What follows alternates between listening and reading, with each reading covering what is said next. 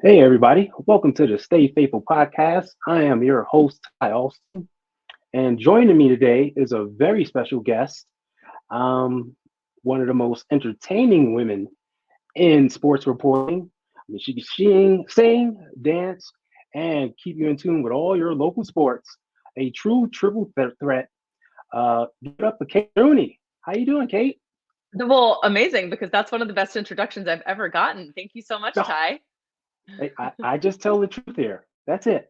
But I it's much appreciate deserved. that.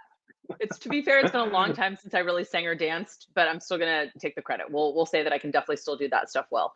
I'm sure it's like riding a bike. It's still in you. I hope so. I hope After doing so. it for so many years, it doesn't go away. One of these days I'll find a way to bring it back. Oh yeah. You're back on the East Coast. Yep. Welcome back to the East. Thank you. A displaced fan once again, but you're doing big things. Formerly with Crown 4. Now you're with PIX11 News, That's right. covering the Jets. Yeah. Correct? Yeah. That's right. And I get to do a So, little bit of Giants too. So kind oh of really? Okay. dipping my hand into both those New York teams. So it's going to be a very interesting season because I mean, there's such different teams. So going to Oh yeah. kind of juxtaposing them next to each other. hmm Very interesting for sure. All right. That's good stuff. Well, with the big Monday night matchup coming, I figured, hey, let me go to an actual source who kind of knows a little bit about both teams, I would say, and be able to give some insights. How about that? Yeah, I mean, honestly, I feel like this is Christmas, this game. I'm so excited for it because it's the team that I know so intimately. I covered for the last 5.5 years and grew up watching. And then now the new team that I've really spent this summer kind of hmm cramming and trying to get to hmm know. And I feel like now I'm finally starting to develop some sort of level of deeper understanding with the Jets. And I mean, they're certainly one of the most interesting teams in the NFL this season for sure. So we could not have picked a better matchup. In a way, I wish we were getting it later in the season, Yeah, but it's also it'll be going to some be real intrigue. very Yeah, exciting. Yeah, exactly. yeah.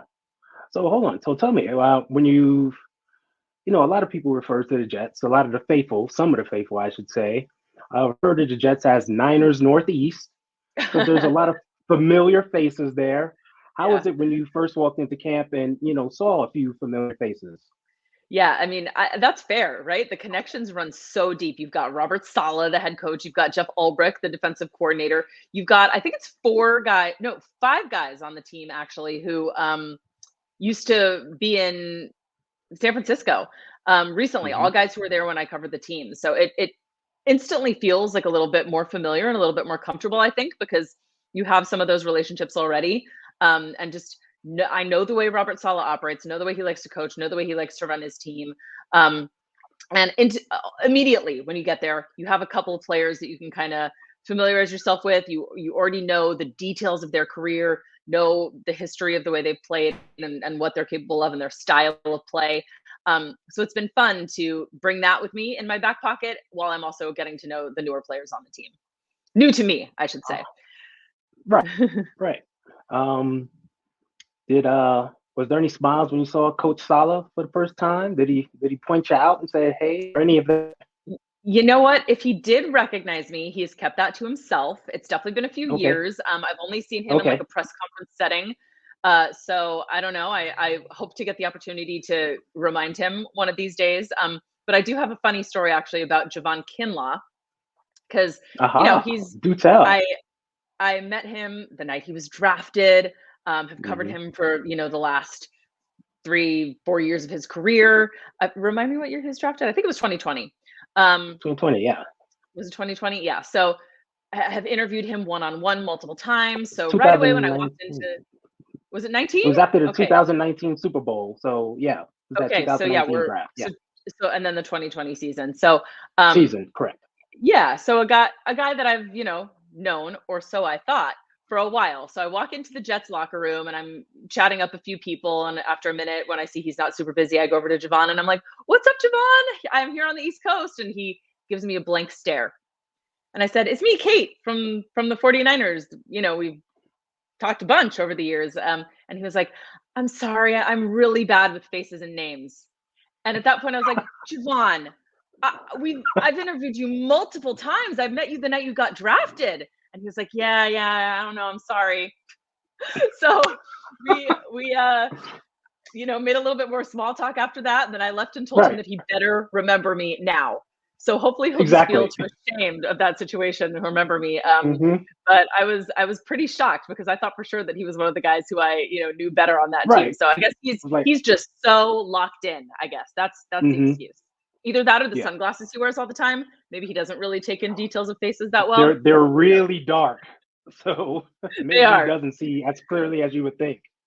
The third option is I just need to do a better job of making myself memorable and making a good impression. I don't know. It's one of those three options. Well, I'm sure he'll remember you now. He better. He'll be screaming your name when you walk through the door. Kate! That's right, Mook Dog. He better say hello to me next time. That's my main expectation. But yeah, a lot of the guys are nice. I mean, Solomon Thomas is a great guy. Isaiah Oliver, who was in San Francisco just for the 1 year, but a really nice guy. And he did remember me. So they've also got DJ Reed, who I only covered for 1 season. Haven't gotten a chance to talk to him yet. So I don't know if that connection is still there, but also a good guy. I talked to some of the current Jets beat reporters, guys who've been covering that team for 20, 30 years. And they all said that it's a good locker room. They really do. Every team, right, says that they have a lot of camaraderie and a connection and chemistry. Every team says that. The worst team in the NFL will tell you that it's a camaraderie unlike anything they've ever experienced before. But the beat writers on this team seem to be saying, at least in that respect, that's legitimate. These guys do seem to have a connection. They have fun. They work well together. They enjoy playing the game, and they've got kind of the right balance of hard work and having fun with it. Now we'll see how long that lasts. Last year, it only lasted 4 snaps into the season, so it's all contingent on everyone staying healthy. But one thing that they seem to be doing right is establishing a culture, and that's such a huge part of winning in the NFL. Yeah. So on that note, I wanted to ask you, you've been there for training camp. Usually in the 49ers training camp, vibes are high. Guys are happy. This offseason, we had a little bit of, you want to call it drama with the contract stuff, but it's over. So vibes are super high right now. Yeah. How were the vibes in Jets camp? I think they were really good. And I think we were maybe all expecting it to be a little awkward just because of everything that happened with Aaron Rodgers during the offseason. Missing mandatory minicamp in favor of going to Egyptian vacation. Thought maybe some of the guys in the locker room would be a little frustrated with that. But if anything, it's been the exact opposite. Every time we talk to one of these other guys on the team, whether it's someone on offense, someone on defense, they could not be more complimentary of him. They are almost in awe of him in a way. They all seem to love playing with him. Lots of smiles, handshakes, dancing out there on the practice field. But also we've seen some heated exchanges too. I mean, there was this moment that kind of went viral a couple of weeks ago where Aaron Rodgers and his number 1 receiver, Garrett Wilson, got into it on the sideline during practice. Yeah, things got really heated. They were having some words. Afterwards, they said, it's all love, just a little disagreement. We're learning each other's playing styles. We're learning the way to best gel with each other. And, I guess there's a little bit of growing pains. They didn't get to work together that much last season, obviously. Yeah. But it seems like there is a strong belief on this team that they have all the pieces in place to get it done. They feel like their defense was really good last year, top 5 defense in the NFL. And now they've got some of the offensive pieces in place. They made a lot of efforts to retool their offensive line, bringing in Tyron Smith, one of the best offensive linemen in the NFL playing today. Apologies to Trent Williams. Maybe not as good as Trent Williams, but he's right there when you're talking about elite tackles in the NFL. So, I mean, that'll make a big difference if you can keep Aaron Rodgers upright. They've got some young skill players on the team as well. And I think they're all feeling very optimistic, but it's a make or break year. I mean, there's the seat under Robert Saleh is hot. And if things don't go well this year, there's going to be some issues. The pressure is on to perform for them for sure. Okay. Well, I was going to ask you about that. So thanks for putting that out there. Because I know I like Robert. I wish he had another year.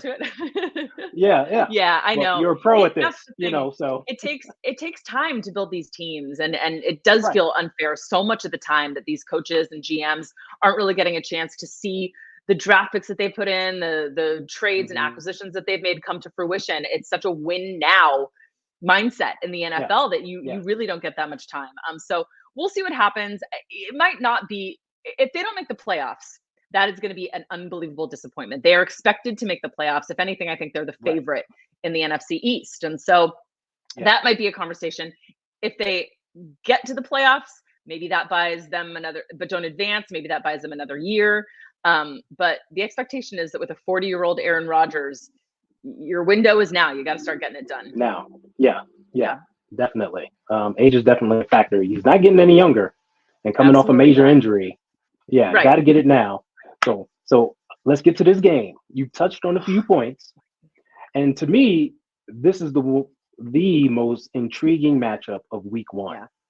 Just because of we know the similarities of the team, but they're built like so similar. You're talking about young, good wide receivers versus young, good defensive backs. A retooled offensive line versus a retooled defensive line. Speaking of Jets 49ers, good linebackers. A young bull of a quarterback versus the old grizzled veteran. There's so many storylines in there. Where to begin? Let's start the QBs. I know. You touched on Aaron. Yeah. Going up against Brock. Brock is coming off his full healthy off season. He's raring to go. How do you think that'll play out? First of all, have you seen any? I got to get some insider scoop here. Aaron's Achilles, is that thing 100% healed? Has he been looking a little gimpy? What have you seen? Not in the least. It looks 100% healed to me. And again, like we were talking before about how they're always going to say the brotherhood and the chemistry is great. They're always going to say they feel great and 100%. And then maybe at the end of the season, sometimes they'll tell you they didn't feel that well. So of course, that's what he's been saying. But he is moving around out there like vintage Aaron Rodgers. I can't tell any difference whatsoever. It's my first time seeing him in person, but he looks great. I mean, it is like you said, it is so interesting, right? Because you've got this guy who's widely considered to be one of the all-time greats in the NFL. In Aaron Rodgers, and he only has a couple more chances to get it done. Brock Purdy, what have we even seen from him? Has he even hit his ceiling yet? No one really knows. I mean, he's got a chance to become the next great 49ers quarterback, certainly the best one that they've had in the last decade. But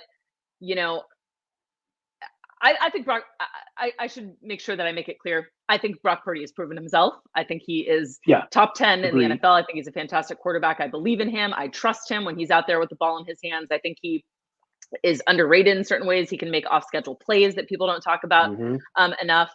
And you could make the argument that he is more comfortable with his arsenal of weapons than Aaron Rodgers is, because Aaron Rodgers has never gotten a chance to play with these guys in real game action.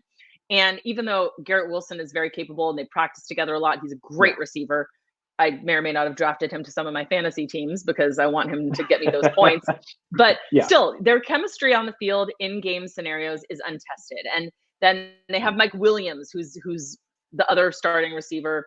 And he is coming off an injury, and this is his first year in that system. So even though he is a proven receiver in the NFL, he's new to the Jets and new to playing with Aaron Rodgers. Meanwhile, you got Brock Purdy and all the guys that he's been throwing to since the minute he started taking snaps in the NFL. Like the chemistry is there. That is established. So as good as Aaron Rodgers is, as good as I do think the Jets offense has the potential to be, it might take some growing pains. It might take a couple games before they really start to click. Yeah, I agree with that. And I was going to touch on that because other than practicing with Garrett for 2 years, he hasn't played with these guys. And game action is different from practice. And, things can go very wrong. Or you can will yourself for them to go very right. Exactly. That's a story. That's the storyline that I'm interested in just for this game. Will Rodgers, his experience, his moxie, his know-how, just be able to get it done on the fly during the game? Versus Brock, who walks out there just cool, calm, and collective, like he's been playing for 20 years with his guys. They just look like, they've been playing catch for all their lives right now. So I mean, it's a even with thing. Brandon Ayuk not getting a full training camp or really any kind of camp to speak of Hmm. whatsoever, like you already know that those two have that established connection, that they play Yeah. really well together. So I know people are on the 49ers side are a little bit worried about that. Oh gosh, look at what happened the year that Debo wasn't there when he had his holdout. Right. Um, but yeah, I think the Ayuk Brock connection is one that can't be denied. Nope. Not at all. We talked about the big guys up front, the retooled, lines, the defensive Yeah. front, offensive line. I think this is going to decide the game, really. Mm. The battle of the trenches. And there's so many places to look. You got the veteran Quinton Williams versus I'm pretty sure they're going to line him up versus the rookie Dominic Pooney for the 49ers. Yeah, they've got to. That's going to be a battle all game. But you touched on the Jets' two new tackles, Tyron Smith and Morgan Moses, who they just brought in from the Ravens, versus Nick Bosa and Leonard Floyd. I mean, those are heavyweight matchups in my book. Yep. No, I think Like, that's going to be really. so yeah. I think So that's going to be. how do these teams? How do you see this playing out?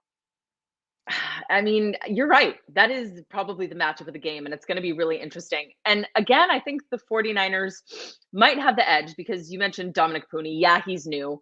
But man, did he had as good of a training camp, I think, as any 49ers rookie has had in the last several years. And that was to earn the starting job. I mean, that's impressive. You don't see that happening on the offensive line a lot. A lot of times rookies or even second year players get in there because of injuries.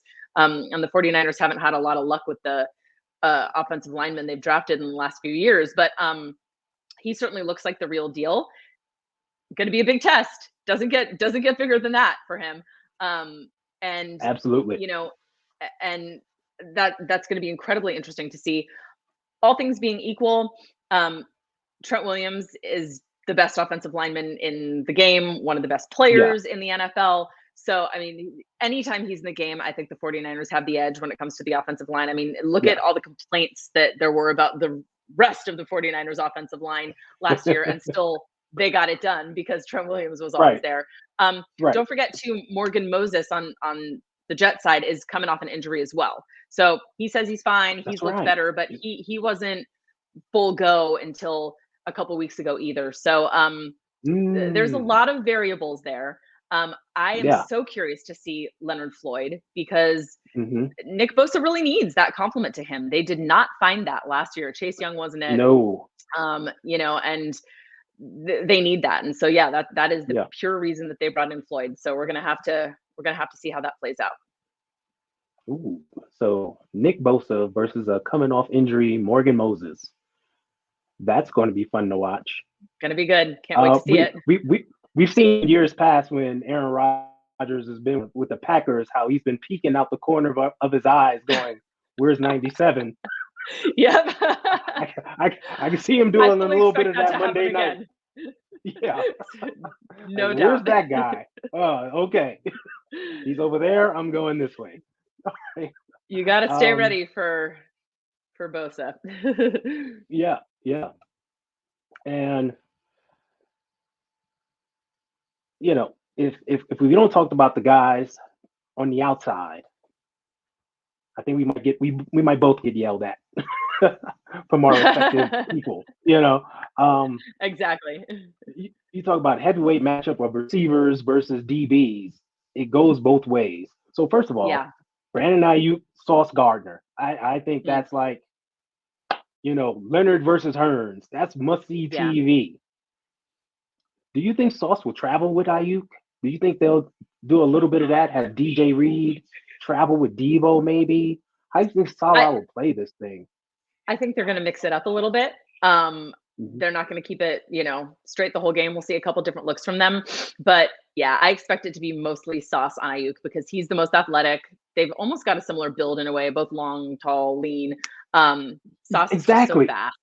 Yeah. It just makes sense, right? Like it seems like the most logical, especially since people are wondering, will Brandon Ayuk be missing a step because, of the just got football there. shape that he didn't get himself into. Yeah. And I mean, Right. even he said in the 49ers press conference a couple of days ago, I think I waited a little bit too long there down the stretch. Yeah. So yeah, I mean, I think, listen, Sauce is as good as it gets. I wouldn't be surprised to see them double Debo a little bit, because we all know Debo's going to go off this year. He's looked so good in camp, and you know, contract questions looming for him as well. So he has a lot of incentive to play really, really well. So yeah, I wouldn't be surprised to see them put a lot of energy onto Debo. But the Jets also have, you know, some good young safeties. Tony Adams is really great as well. So yeah, keep an eye on that defensive backfield for sure for New York, because they're going to be trying to get in there and mess with the 49ers long ball game, but we'll see. Yeah. And the same for the flip side, you know, Garrett Wilson versus Charvarius Ward and Deommodore Lenoir and Mike Williams, who you mentioned earlier, going out there. I mean, those are big matchups. In the same way the Jets have the young safeties, 49ers got a young safety in Jair Brown, who played very big well at the end of the last season. Yeah. So his first home opener of the season, because he was on the bench last year. So I'm sure he's going to be ready to show something. He's going to be juiced. Yeah. So it's like, no matter where you look, there's like heavyweight matchups across the board. If you could say, all right, you're watching the Jets 49ers, this game for the first time, you're a new fan, where should someone focus their attention? Where would it be? Oh, that's a really, really good question. I mean, I think I'm going to have to, because yeah, there's so many places you want to look, but I think I'm going to have to bite off the answer that you gave at the beginning and say this one's going to be in the trenches.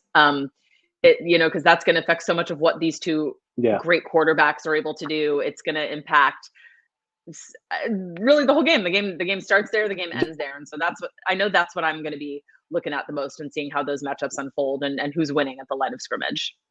Yeah, it was giving their quarterback time. You know, that's going to be when it comes down to. I mean, we talked about so much. We didn't even talk about the running backs versus the linebackers, and that intriguing matchup. I mean, my goodness. Yeah, I mean, all world CMC, Breece Hall. CMC is on another level, obviously, but Breece Hall is an excellent running back. I mean, definitely one of the best. And,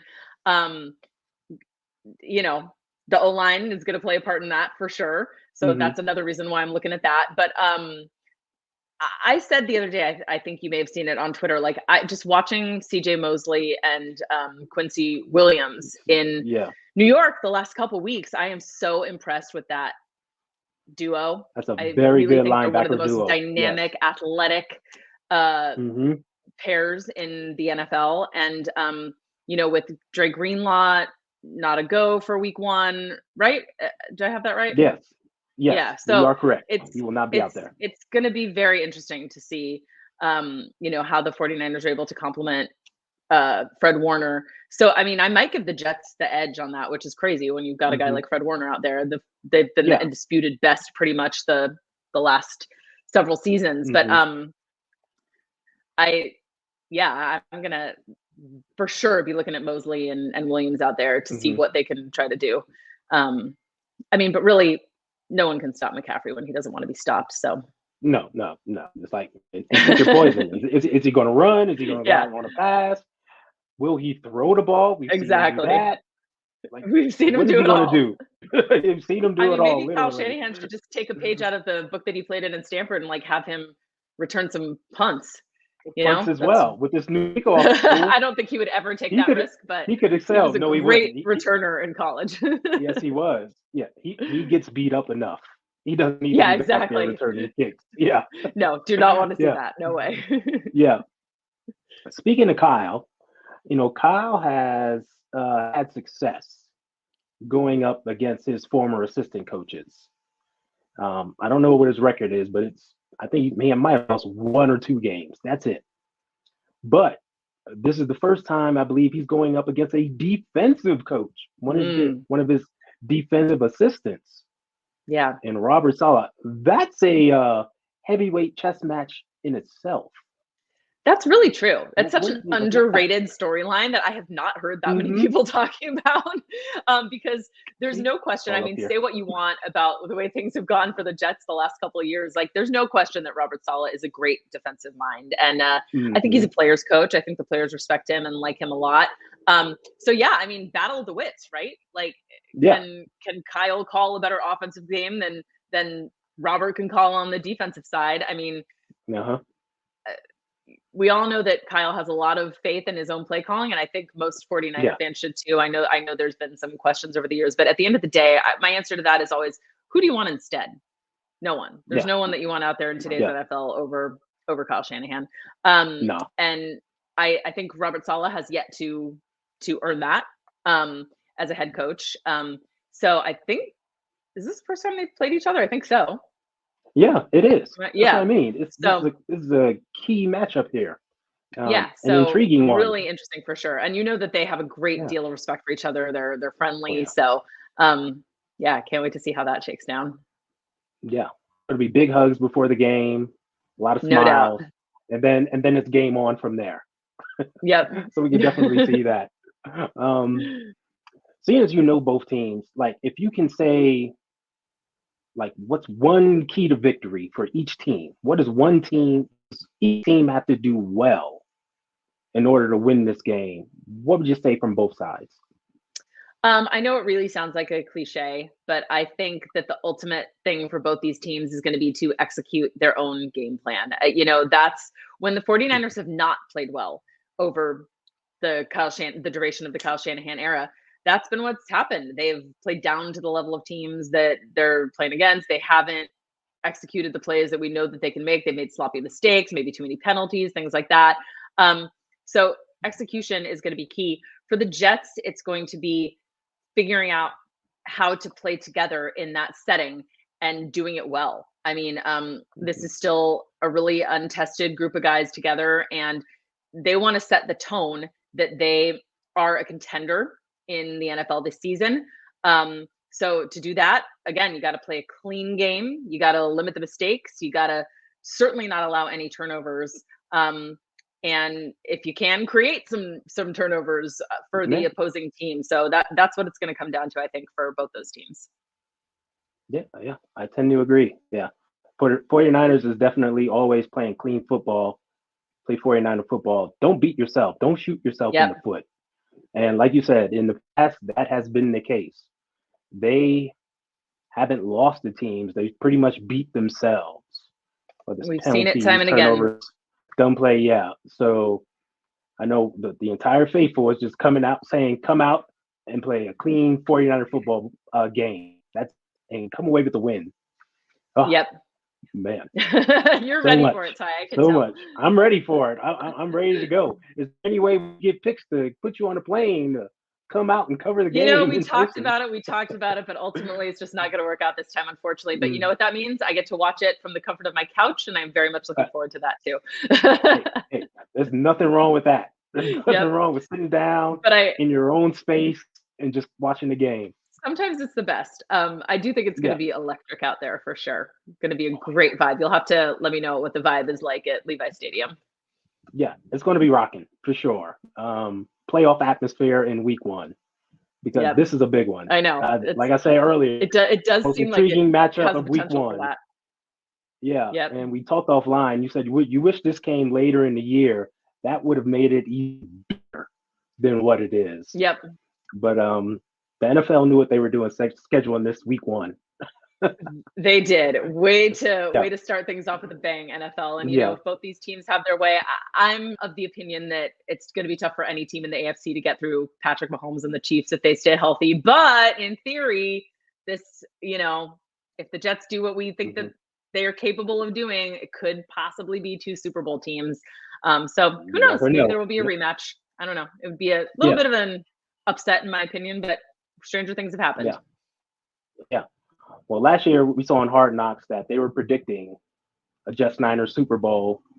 Maybe they were just a year off. Yeah. You never know. We'll see. We'll see.